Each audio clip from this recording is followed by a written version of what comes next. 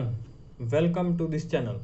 Today we will start with class 8 mathematics subject. We will take a chapter from geometry, that is understanding quadrilaterals. Hi, I am Abhishek Sharma, and quickly now let us see today's topics.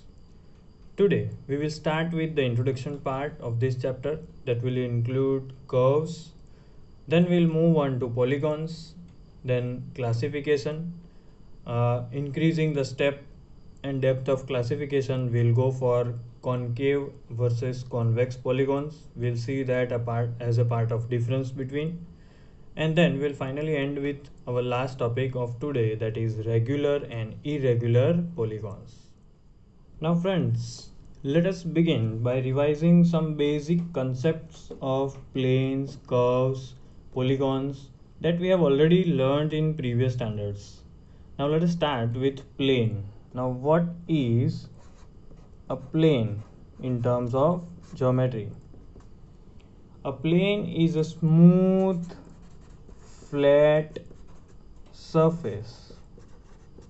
What is a plane? A plane is a smooth, flat surface which can extend endlessly in all the directions. So basically what we do, we draw figures on the plane. So that is why we have to take a flat surface on which we can draw the mathematical figures.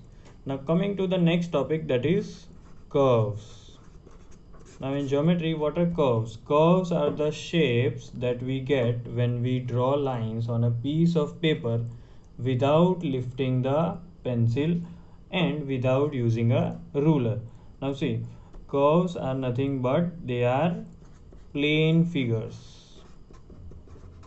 They are plane figures that we get when we draw lines on plane surface without lifting the pen or pencil, right? We also do not use the ruler, that in our common language we say that as scale. Now here curves we will study mainly open curve and another will be closed curve. Now this is a very simple concept, that is why we won't go in very detail. Let us quickly see what are open curves and what are closed curves. So what are open curves? Open curves that do not begin and end at same point. So what is the definition of open curve? The curves that do not begin and end at the same point are called open curve. Now very simplest open curve is like this, right? Or like this. So these are open curves. They do not start and end at the same point. Even if we draw like this, it is an open curve, right? Since you see the starting point and the ending point. Here it is starting point, ending point. So they both are not at the same point. So that is why they are known as open curve. Moving on to the next part, that is closed curve. So that will be the opposite of this one, open curve. So they begin and end at same point, right? So a very simple example of a closed curve will be a circle, right? See, I started from this point and I end up with this point. Even if we draw like this becomes a closed figure, right? So this is the difference between open and close. In open, do not begin and end at the same point, and close, they begin and end at the same point. Now let us do a very short exercise in which I have given 4 questions. You have to identify what are open curves and closed curves. So you see in the first figure we are starting from here, going round and round like a jalebi, right? So is this an open curve or closed curve? This is an open curve, right? I'm writing O for open and I'll write C for close. Now moving on to this one, next figure. I've started from here, gone here, here, and I end up with here. So which one, open or closed? So it will be closed curve, right? Moving on to next figure, it is like this.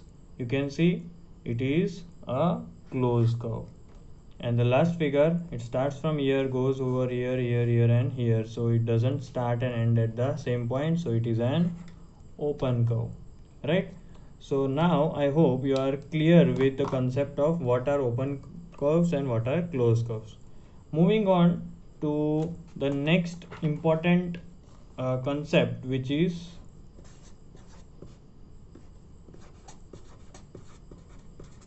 polygons. Now what are polygons? A polygon is nothing but a closed figure, right? First of all, what is polygon? Polygon is a closed figure, right? Now there is something special about polygon, that this figure is entirely made up of line segments. It only uses line segments, right? So here, even if it is a closed figure, it is not called a curve. Polygon is not a curve. Why it is not a curve? Because we are using line segments to draw these polygons, right? So in polygon, every line segment intersect only two other line segments, hence the number of vertices will be equal to the number of its sides, right? Let us take a simplest polygon, that is triangle, right? Even if I am not using scale, you will be drawing every figure using pencil and scale. So here I have drawn triangle, which is the simplest polygon. Why it is simplest? Because it uses minimum number of line segments. So here you can see we have three vertices. I'll highlight that over here, 1, 2 and 3, and every vertex is connected with two line segments, right? So we have three sides, 1, 2, 3 and 3 vertices, right? So what are polygons? Polygons are simple closed figure made up of number of line segments. Now let us see the classification of polygons. So dear students, polygons can be classified according to the number of sides that they have, right? So if the number of sides changes, the shape changes, and according to the shape we have different specific names. Like you see, if we have three sides, 1, 2 and 3 sides, right? I am writing the number of sides inside. If a polygon has 3 sides, that polygon is called triangle, right? Moving on to the next one. Here we have 1, 2, 3 and 4 sides. So a polygon which is having 4 sides is called a quadrilateral. A five-sided polygon is called pentagon. A 1, 2, 3, 4, 5, 6. A 6-sided polygon is called a hexagon.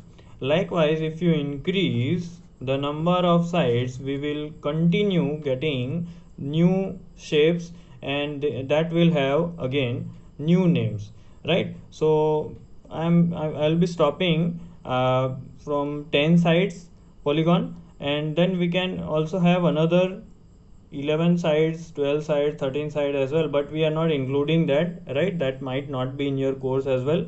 So 7 sides we have heptagon, 8 sides we have octagon, 9 sides we have nonagon, 10 sides we have decagon, right? So in short, polygons are classified according to the number of sides. According the least number of sides that a polygon can have is 3, that is triangle. Then increasingly we have quadrilateral, pentagon. Now friends, we have seen various polygons.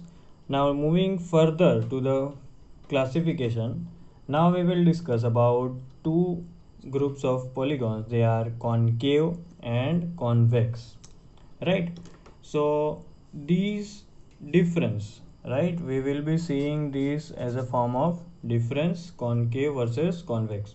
Now see, I have given some examples over here, examples of concave and convex, but I will tell you a very easy method by which we can differentiate how we can tell any polygon as concave or convex. Now these differentiation points are nothing but diagonals and interior angles, right? So on the basis of diagonals and interior angles, you are easily able to classify that which one is concave, which one is convex. Now pay attention. If we draw the diagonal and each diagonal lies entirely in the interior, inside of the polygon, remember diagonals inside, that will be convex. Let us draw and verify it. Right, what are diagonals? Diagonals are the line segments which join the non-adjacent points, right? So here I have drawn two diagonals, they both lie inside the polygon. Even if it is a hexagon, I am drawing the diagonals, you see, right?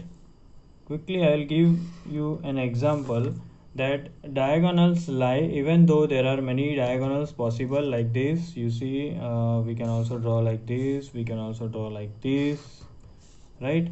But what is the sense that all the diagonals lie inside? So in convex polygons, the diagonals lie inside the figure, right? And in concave, if you see, first diagonal if I am drawing, it is inside, but if I draw this, it comes out of the figure. That is why it is called concave. Even in this you can see one diagonal inside, another diagonal, if I say this one, lies outside. So all the diagonals does not lie inside. That is why these polygons are called concave. So diagonals, all diagonals not inside,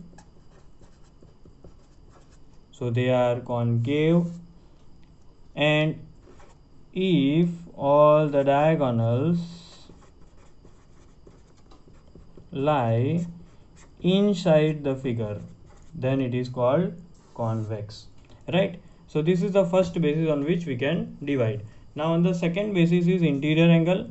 If any one of the interior angle is more than 180 degree, so here interior angle, those angle which lie inside, you see there are many angles, but this angle you see is more than 180, right? It is more than 180 degree, so that is why it is concave. And here all the angles, all the interior angles, they are less than 180, right? So we have seen two bases: diagonals not inside, concave; interior angle any one might be more than 180, so that is concave polygon. Over here convex polygon, all the diagonals lie inside and all the angles are less than 180. So now I hope you are clear with what are concave polygons and what are convex polygons. Moving on to the last topic of today's video, that is what are regular polygon and what are irregular polygons. Friends, I have drawn again some figures. We have two figures on the regular side and two figures on the irregular sides, right? Both are almost similar, so that is why you are able to differentiate it in a better manner, right?